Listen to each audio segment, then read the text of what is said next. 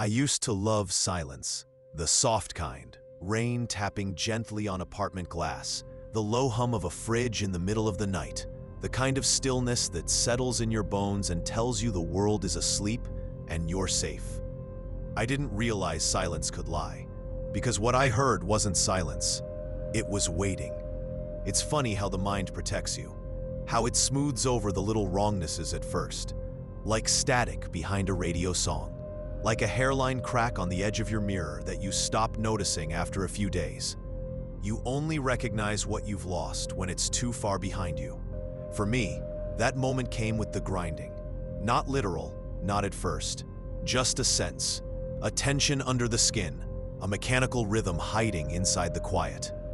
Like someone cranking an invisible winch, slow and methodical, in a room I couldn't find. I thought it was in my head, but it wasn't. "You've been staring at the ceiling for 10 minutes, Jenna said one night. Her voice snapped me out of it. I blinked, eyes adjusting to the dim, warm light of our bedroom. My laptop was still open on my chest, a paused render of a suspension joint flickering on screen. "I was thinking," I muttered, sitting up. "About what?" "Nothing." She didn't push it. She smiled that tired, knowing smile and kissed me on the shoulder. "Don't go hollow on me, Aaron. I like your head the way it is." She meant it as a joke, but it landed wrong. Like she'd seen something she wasn't supposed to say aloud. My name is Aaron Fletcher, 31, mechanical engineer. I had a good life. We were just starting to build it, Jenna and I. I'd landed a multi-year contract with a European offshore energy consortium. Solid pay, remote flexibility. We closed on a 2-bedroom condo in Brooklyn. High ceilings, exposed brick, overpriced coffee downstairs. We even had a wedding date. October 17th. She was already practicing her signature with my last name. And me? I was content. More than that, I was proud. I had plans, deadlines, predictability. I'd made it. Then the email came. Subject line: on-site consultation, time sensitive. Sender: Cavern Restoration Group, East Division. I almost deleted it. I assumed it was spam. The name sounded like a tax scam or a paleontology hoax. But something about the wording tugged at me. Structural anomaly requires urgent third-party inspection. On. Relocated to Jersey secure site after extraction from classified naval recovery site. On. Unknown metallurgy and integrity fluctuations observed. Unknown metallurgy? Structural fluctuations? That was language from my world. The kind that engineers either dream about or run from. I clicked on the attached photos. The image was grainy, low light, but the thing in the center was unmistakable. A mass of metal, hulking, uneven, ribbed with rusted pipes and shredded belts. Gears layered in ways that made no mechanical sense. Bolts protruding from shattered plates like frozen bone spurs. It looked like something had been trying to be built, but gave up halfway through and started digesting itself. I didn't know what it was, but it wanted to be seen, and I couldn't look away. "Hey babe," I called from the living room.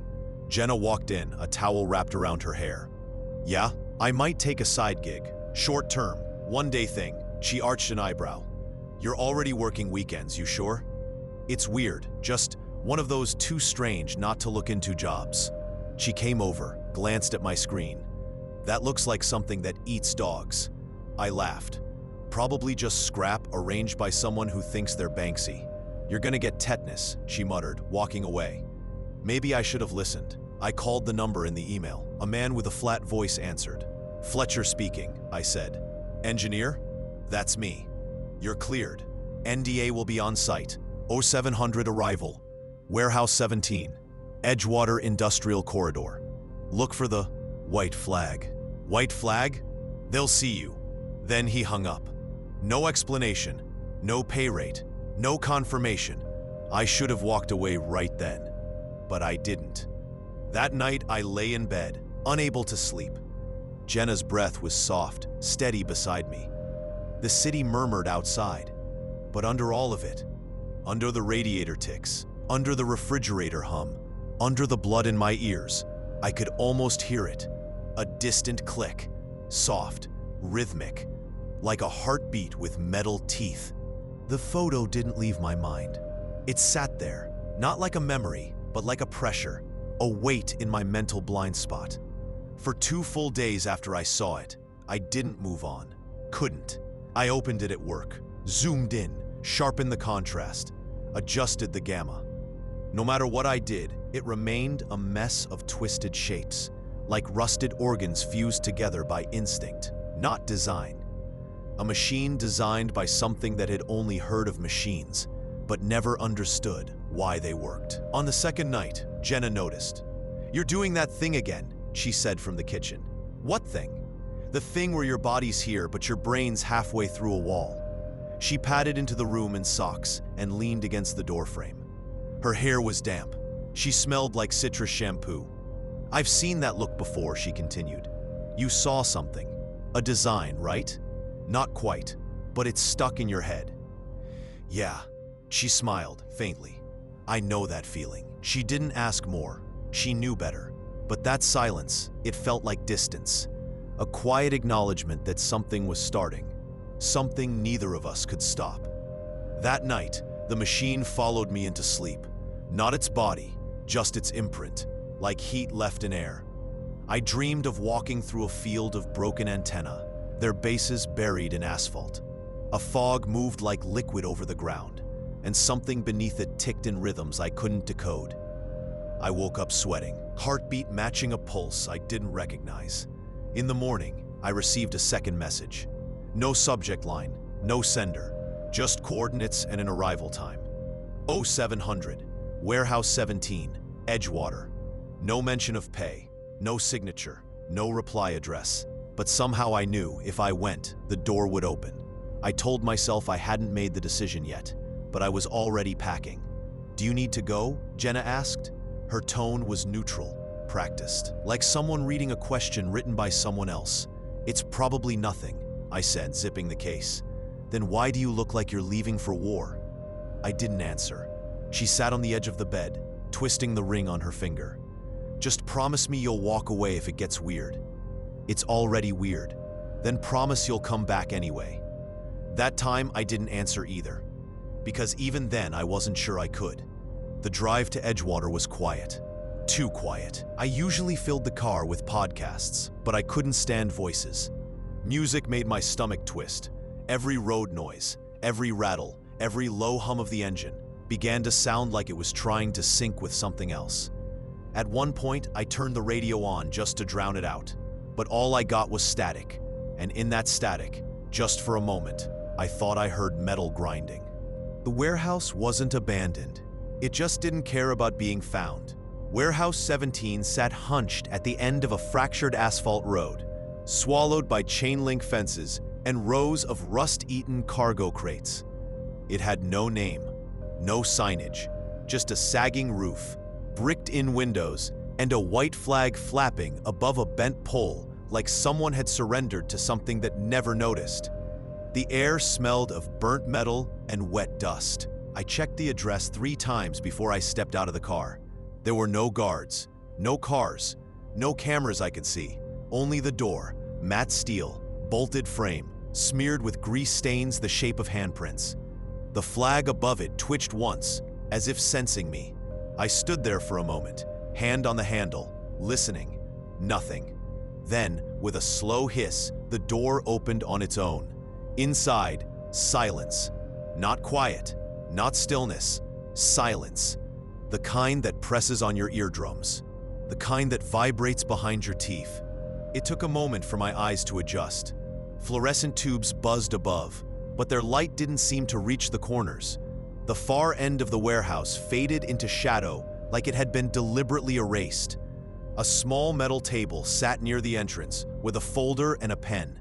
Beside it, a sealed plastic box labeled NDA Class C Memetic Barrier. I signed. No one came to collect it. I followed a painted red line across the concrete floor. Faded, cracked, almost hidden beneath years of grime, until it led to an interior door. This one was heavier, reinforced, with thick rubber seals around the edges. It had a handle on the inside, but not the outside. I pulled it open and stepped through. And that's when I saw it. It filled the room, not just in space, in presence. The thing in the center of the chamber wasn't a machine. It was a tumor, a growth, a cyst of twisted industrial parts that looked like they had grown together, not been built. Gears jutted at random angles. Belts looped into themselves and disappeared beneath plates etched with no markings. Cables, frayed and ancient, hung like veins torn free from something that used to bleed. And the smell. God, it wasn't just rust. It was age, like copper left in a dying man's mouth. Like a scrapyard dreaming of something buried beneath it. The mass stood 12 cubic meters high, ringed by scaffolding and floodlights, all powered down. There was no movement, no sound, yet I felt it in my bones, like it was breathing in reverse. I approached slowly. Each footstep echoed too loud. The room dampened noise, but somehow exaggerated movement. I tried to photograph it. My phone refused. Every image came back distorted. Stretched bands of light, unreadable metal forms, smears of static like the lens was blinking. That should have scared me. It didn't. What scared me was the feeling that I'd seen it before. Not in dreams, not in photos, but in some quiet corner of the mind we're not supposed to access. A diagram hidden under consciousness, as if my whole career had been training to recognize this. I stepped closer, stopping just beyond the marked perimeter. A thin red rope surrounded the mass in a wide ring. Old warning tape fluttered beneath it. One of the floor panels groaned slightly beneath my foot. Then something changed. Not in the machine, in me. For a moment, I thought I heard grinding, faint, like a stone turning beneath layers of earth. I closed my eyes, listened harder. Silence. I opened them and realized I had taken a step forward, over the rope. I hadn't even noticed. I reached out, not to touch it, just to measure distance, but my fingers twitched, like they wanted to connect, like a socket recognizing its plug. That's when the door behind me opened with a loud metallic snap. "Don't touch it," a voice said. I turned sharply. A man in a white lab coat stood there, clipboard in hand, wearing industrial goggles over his eyes. His voice was calm, measured, bored. "Seriously, don't. You'd be part of it by now if it wanted you." He walked over, checking something on a nearby terminal. "You're Fletcher?" "Yeah." "You're with Cavern Restoration?" "Something like that." "What is this thing?" He paused. Then, without looking up, "What do you think it is?" I opened my mouth, closed it, because I did have a thought, a terrifying one, something too stupid to say aloud, but the man seemed to sense it. "Yeah," he said, "that's what everyone says. A heart, a machine heart that lost its body. Now it calls for pieces." He scribbled something. "Your job's simple. Look, record, leave. The rest is our problem." "And what's your problem?" "It doesn't want to stop growing." I left that night with a USB drive, a paper report, and a pressure in my chest I couldn't name. The sound hadn't followed me out, but the shape had. It was in the corners of my apartment, in the stillness between thoughts, and I knew deep down that I wasn't observing the machine. It was observing me. They didn't tell me everything. The man in the goggles disappeared after the second day. No name, no exit log, no mention in the files. I asked about him. No one responded. By then, I was reporting directly to a steel mailbox slit in the wall. Every morning, new instructions. Every evening, sealed report dropped inside.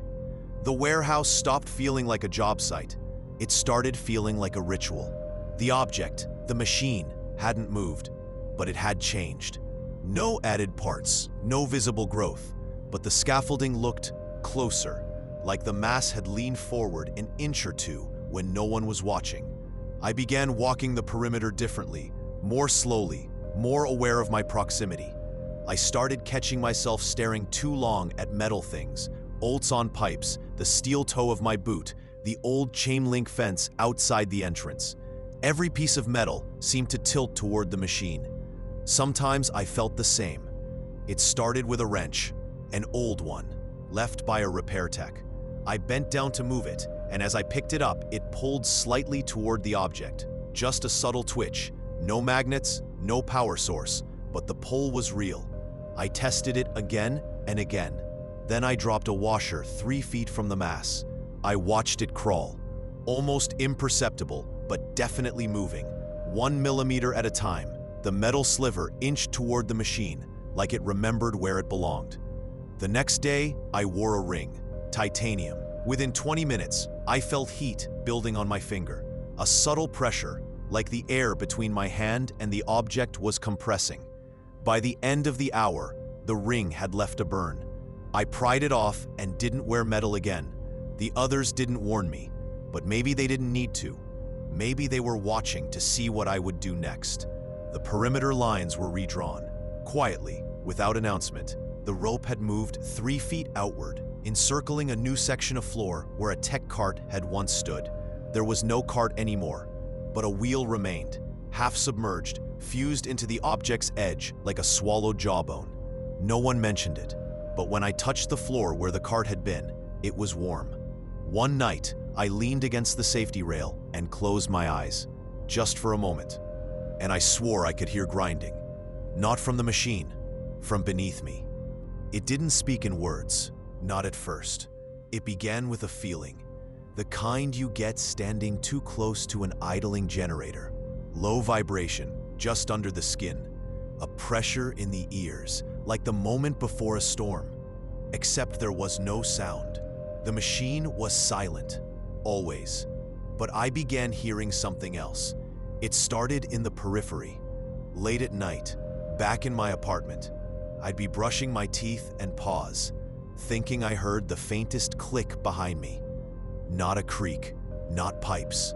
A mechanical click, followed by another, like something small and distant trying to keep rhythm. I'd turn, nothing, always nothing, but the rhythm stayed. The next time was during a routine scan inside the chamber. I was logging alloy patterns when I felt it, a pressure behind my eyes, like someone flipping through channels in my head. My hands froze over the tablet, my breath caught, and then I heard it. Faint, scraping, like gears turning inside the walls. I looked up. The machine hadn't moved, but I felt it watching. Back at home, the whispers followed. Not voices, not even thoughts, just the sense of instruction. I'd close my eyes and a phrase would appear in my mind, like a headline I hadn't written. Disassemble the broken. Feed the wound. You are not yet apart. I began to write them down.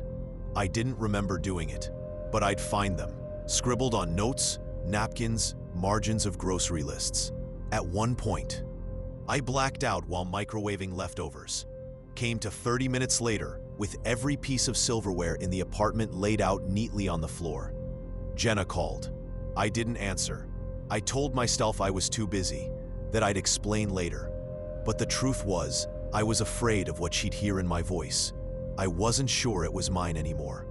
One night, I woke up standing, in front of my bedroom mirror, still half asleep, still sweating. I watched my reflection tilt its head, but I didn't.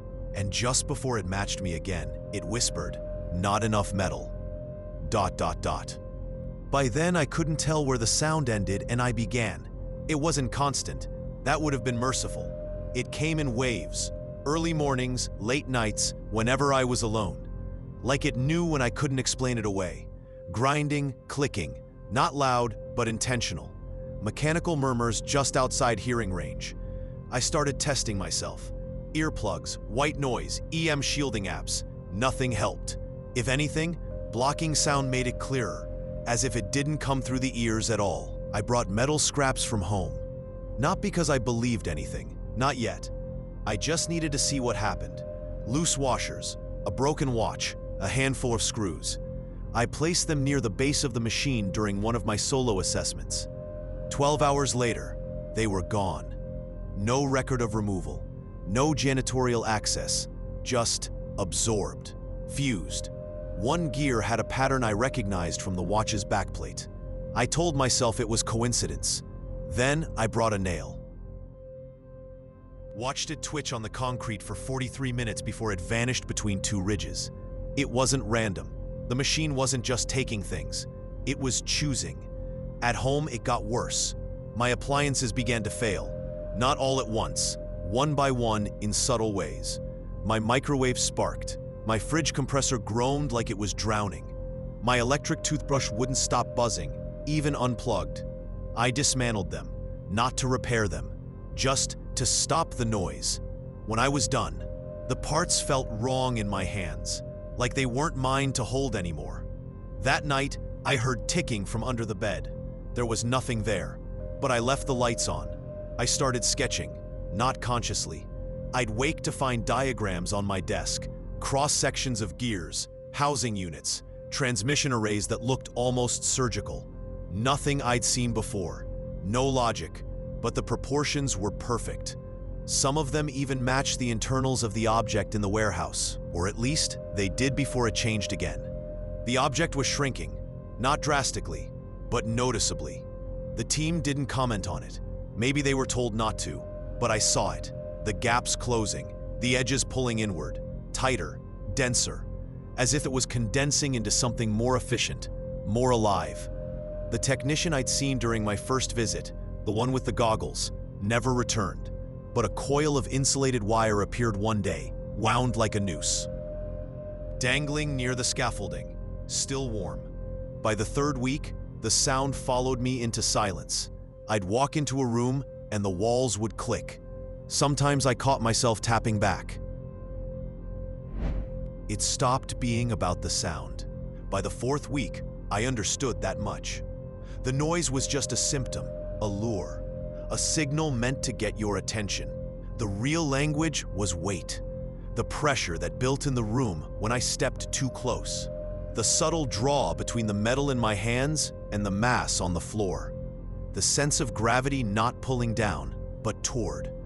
Like the machine didn't sit in the room, it anchored it. I brought a small crowbar from home, wrapped it in cloth, told myself it was for safety, inspection, but I knew what I was doing. I placed it just beyond the perimeter tape. Then I stepped back and waited. Nothing happened at first. Then, about 20 minutes later, the crowbar shifted, barely, like the floor beneath it had flexed, but I saw it. By the end of the day, it had vanished. In its place, a curved, polished gear with a serrated edge that hadn't been there the day before. I didn't report it, not out of fear, but because I didn't want them to take credit. This was between me and the object now. It was acknowledging me. Over the next few days, I escalated. Copper wiring, scrap bolts, a broken circuit board, an old nail gun from my storage unit. I left them in silence, always the same spot. And the machine absorbed everything. It never moved, but each day, a new part appeared, a new layer formed. Sometimes the offerings were used in ways that didn't make sense. A saw blade nested inside a turbine, or a coil of wire threaded through the teeth of a gear. But they fit. They always fit. Then I made a mistake. I brought something personal. A belt buckle from my father's workshop. Brass. Solid. The last thing he gave me before he passed. I didn't think twice. I placed it near the base like everything else and left. When I returned the next morning, it was gone. In its place was a copper-plated joint assembly, rotating slowly in place, soundless, seamless, gleaming under the low warehouse light, and in its center, my initials etched into the metal. Not scratched, integrated. That night, I sat on the floor of my apartment, surrounded by dismantled electronics. Everything I owned that contained a motor was reduced to parts. I didn't even remember doing most of it. And still, I felt incomplete, like I had more to give, more to feed. I opened the drawer beside my bed, pulled out a pair of pliers. I stared at my hand for a long time. Then I set them down. Not because I didn't want to, but because it hadn't asked yet. It didn't speak, but I heard the answer anyway. Not yet. That was what it meant. When I held the pliers to my palm and felt nothing, no hunger, no command, just the soundless pressure of anticipation. It wasn't rejection, it was patience. Something changed in me after that. I stopped logging reports. No one followed up. No one checked. I think they were watching. not through cameras or logs, but through me. Like the object had become an eye, and I was the reflection it used. My name was still on the sign-in sheet, but I stopped using my badge. The security gate opened anyway. The doors opened anyway. I think they wanted to see how far I'd go. I stopped thinking of it as a machine. Machines serve a purpose. They convert, move, lift, cut. This thing didn't perform a function. It gathered, and I finally understood what it was collecting. Continuity. Every offering I gave it, every bit of scrap, tool, wire, became part of something remembering itself. A shape too large for the room, too old for records, reassembling across time and space in fragments, like a broken god rebuilding its nervous system. And I wasn't outside it anymore. I was inside the memory. I began to dream in metal, lattices, spines, revolving joints nested in bone, my teeth falling out and being replaced by rusted rivets, my skin peeling away to reveal wiring too thin to see. And in every dream, I stood in front of the mass in the warehouse. Except it wasn't a warehouse anymore. It was a cathedral, and I was the altar. One morning, I walked into the chamber barefoot. I hadn't planned it. I just woke up and didn't put on shoes.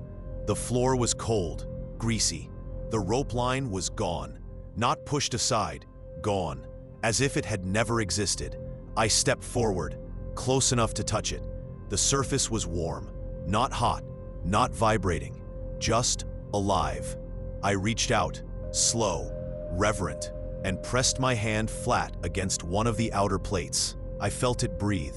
Something inside rotated once, a single perfect cycle, and I understood. It had accepted me. I began working differently after that. No tools, no clipboard. I just walked the room in slow, deliberate loops, listening, feeding it what I could, memorizing the blueprints I couldn't explain, sketching with my fingers on the walls when no one was looking. I brought it a bolt from my bedroom radiator, then a strip of copper wire from behind the TV. Then I started looking at my own body the same way. The cartilage in my ear, the fillings in my teeth, the bones in my hand. What could be replaced? Not removed, not cut, just improved, aligned. I stood before it one night, whispering to myself. I don't remember what I said, only that when I stopped, the machine shifted, barely, and a gap appeared between two gears near the base, wide enough for a hand, just a moment. Then it closed. I didn't plan the date, but when I checked the calendar later, it had been exactly 40 days since I first stepped into Warehouse 17. 40 days, long enough for purification in old stories. Long enough for something human to forget what it was. I stopped dreaming of machines. Instead, I dreamed I was inside one, not trapped, not restrained, integrated, floating in oil, suspended by metal arms that moved with my thoughts. Copper threads slid through my veins. Teeth made of brass turned behind my eyes, clicking once every few seconds to keep rhythm. In the dream, I had no skin, no need, just a housing unit and a purpose. That morning, I bought the pliers, not in a bag, not as a test. In my hand. The guards didn't stop me. No one even looked at me as I walked through the entrance. The warehouse was quiet. The air was warm. The machine was smaller again, more compact, tighter curves, sharper edges. It looked ready, like a chrysalis right before it splits. I stepped inside the chamber. I stood in front of it. This time, I didn't hesitate. I took a deep breath, held my hand steady, pressed the pliers to the tip of my pinky, and began to turn. The pain was sharp, focused, pure. The blood came fast, dark and thin. But it wasn't the pain that made me tremble. It was the sound. The machine moved.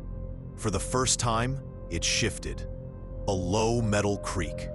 The grinding of gears realigning to welcome me. It was beautiful.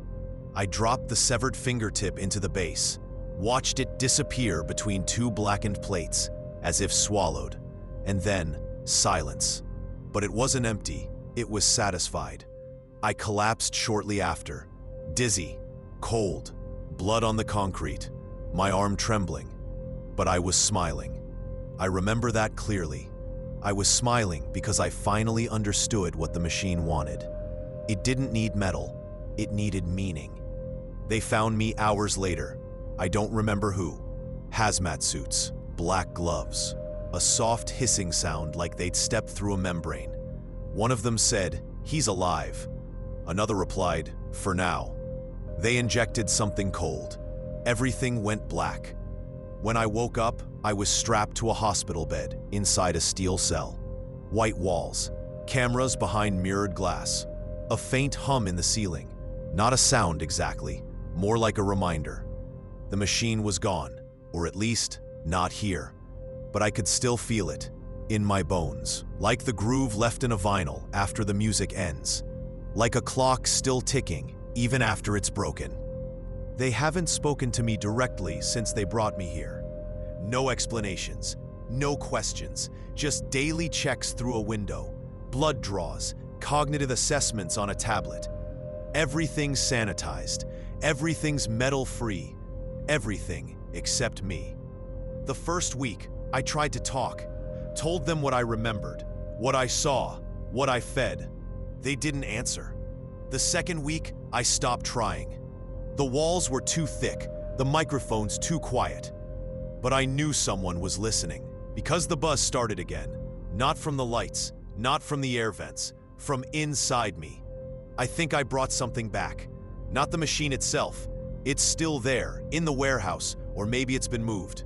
But I brought the pattern, the instructions, the silence that isn't silence, the memory of a shape trying to rebuild itself across any surface that can carry weight. They've kept me away from metal, but I still tap, fingers against the wall, knuckles against the mattress frame. I tap the rhythms it taught me, slow, deliberate, recursive. Sometimes when I close my eyes, I can see the blueprints again, not just of the machine, but of me. And I know which pieces are wrong.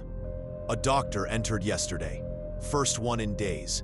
She stood behind the glass and read from a file. Subject, Fletcher, Aaron, civilian, exposed to SCP-882. Level 3 auditory and structural assimilation, psychosis persistent. Object class, Euclid, containment ongoing. She looked up at me through the glass. It was never supposed to find a voice. Then she left. So now I sit and I wait. I don't speak anymore. I don't ask questions. I just listen. Because it's not finished yet. Not here. Not in me. But somewhere out there, more pieces are waiting. And when it's ready, when enough of us remember, it will complete itself. End of testimony. Subject Fletcher, Aaron. Recovered from site, redacted.